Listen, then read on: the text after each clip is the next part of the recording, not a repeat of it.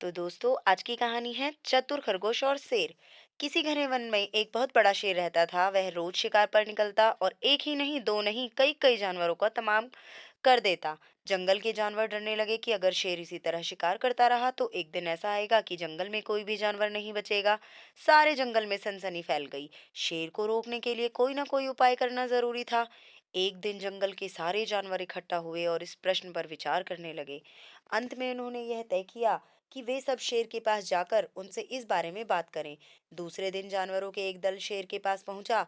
उनकी अपनी ओर आते हुए देख शेर घबरा गया और उसने गरज कर कहा, क्या बात है? तुम सब यहाँ क्यों आ रहे हो? जानवर दल के नेता ने कहा, महाराज, हम आपके पास निवेदन करने आए हैं। आप राजा हैं और हम आपकी प्रजा। जब आप शिकार करने निकलते हैं तो बहुत जानवर मार डालते हैं। आप सबको खा भी नहीं पाते। इसी तरह से हमारी संख्या कम होती जा रही है। अगर ऐसा ही होता रहा तो कुछ ही दिनों में जंगल में आपके सिवाय और कोई भी नहीं बचेगा। प्रजा के बिना राजा भी कैसे रह सकता है? यदि हम सब मर जाएंगे तो आप भी राजा नहीं रहेंगे। हम चाहते हैं कि आप सदा हमारे राजा बने रहें। आपकी हमारी आपसे हमारी विनती है कि आपके अपने घर पर ही रहा करें। हर रोज स्वयं आपके खाने के लिए एक जानवर भेज दिया करेंगे। इस तरह से राजा और प्रजा दोनों ही चैन से रह सकेंगे। शेर को लगा कि जानवरों की बात में सच्चाई तो है। उसने पल भर सोचा, फिर बोला, अच्छी बात है, मैं तुम्हारे सुझाव को मान लेता हूँ, लेकिन याद रखना, अगर किसी भी दिन तुमने मेरे खाने के लिए पूरा भोजन नहीं भेजा तो मैं जितने जानवर चाहूंगा मार डालूंगा। जानवर के पास तो कोई और चारा नहीं, इसलिए उन्होंने शेर की शर्त मान ली और अपने अपने घर चले गए। उस दिन से हर रोज शेर के खाने के लिए एक जानवर भेजा जाने लगा। इसके लिए जंगल में रहने वाले सब जानवरों में से एक एक जानवर बारी बारी से चुना जाता था। कुछ दिन बाद खरगोशों की बारी भी आ गई। शेर के भोजन के लिए एक नन्हे से खरगोश को चुना गया। वह खरगोश जितना छोटा था उतना ही चतुर भी था। उसने सोचा, बेकार में शेर के हाथों मरना मूर्खता है। अपनी जान बचाने का कोई ना कोई उपाय अवश्य करना चाहिए और हो सके तो कोई ऐसी तरकीब ढूंढनी चाहिए जिससे सभी को इस मुसीबत से सदा के लिए छुटकारा मिल जाए। आखिर उसने एक तरकीब सोच ही निकाली। खरगोश धीरे धीरे आराम से शेर के घर की ओर चल पड़ा। जब वह शेर के पास पहुंचा तो बहुत देर हो चुकी थी। भूख के मारे शेर का बुरा हाल हो रहा था। जब उसने सिर्फ एक छोटे से खरगोश को अपनी ओर आते देखा तो गुस्से से बौखला उठा और गरज कर बोला, किसने तुम्हें भेजा है? एक तो पिद्दी जैसे हो, दूसरे इतनी देर से आ रहे हो। जिन बेवकूफों ने तुम्हें भेजा है मैं उन सबको ठीक करूंगा। एक एक का काम तमाम ना किया तो मेरा नाम भी शेर नहीं। नन्हे खरगोश ने आदर से जमीन तक झुककर, महाराज, अगर आप कृपा करें मेरी बात सुन लें तो मुझे जानवरों को दोष नहीं देंगे। वे तो जानते थे कि एक छोटा सा खरगोश आपके भोजन के लिए पूरा नहीं पड़ेगा, इसलिए उन्होंने 6 खरगोश भेजे थे। लेकिन रास्ते में हमें एक और शेर मिल गया, उसने 5 खरगोशों को मार कर खा लिया। यह सुनते ही शेर दहाड़ कर बोला, क्या कहा? तीसरा शेर? कौन है वह? तुमने उसे कहाँ देखा? महाराज, वह तो बहुत ही बड़ा शेर है। खरगोश ने कहा, वह जमीन के अंदर बनी एक बड़ी गुफा में से निकला था। वह तो मुझे मारने ही जा रहा था, पर मैंने उसे कहा, सरकार, आपको पता नहीं क्या?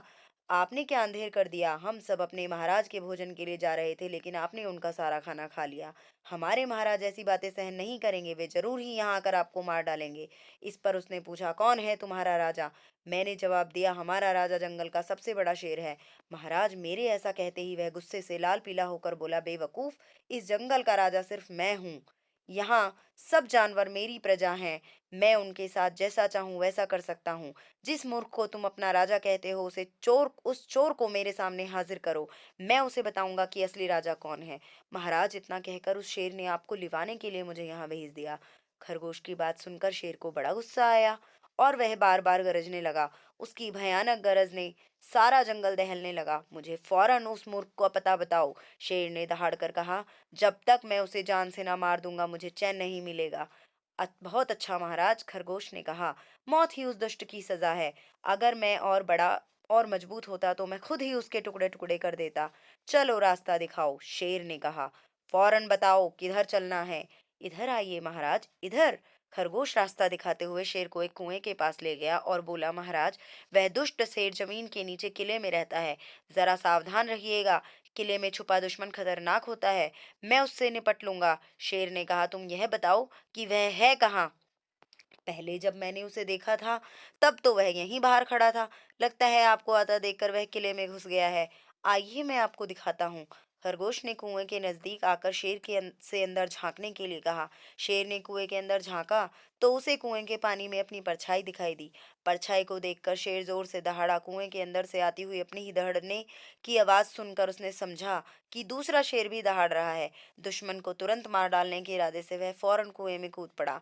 कूदते ही पहले तो वह कुएं की दीवार से टकराया, फिर धड़ाम से पानी में गिरा और डूबकर मर गया।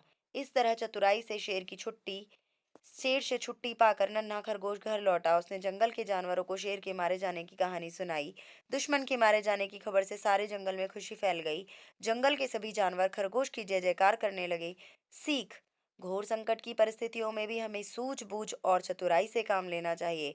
आखिरी दम तक प्रयास करना चाहिए और अपनी चतुराई से काम लेकर भयंकर संकट से भी हमें उबर सकते हैं, बड़े से बड़े शक्तिशाली शत्रु को पराजित कर सकते हैं। अतः हमें हर परिस्थिति में सूझबूझ से काम करना चाहिए। धन्यवाद। अगर आप सभी को कहानी अच्छी लगे तो प्लीज़ चैनल को सब्सक्राइब करें, लाइक करें और मेरी अगली कहानी का इंतज़ार करें। नीतू की इंटरेस्टिंग कहानियों के साथ जुड़े रहें, बने रहें और मुझे इसी तरह से अपना प्यार देते रहें। धन्यवाद।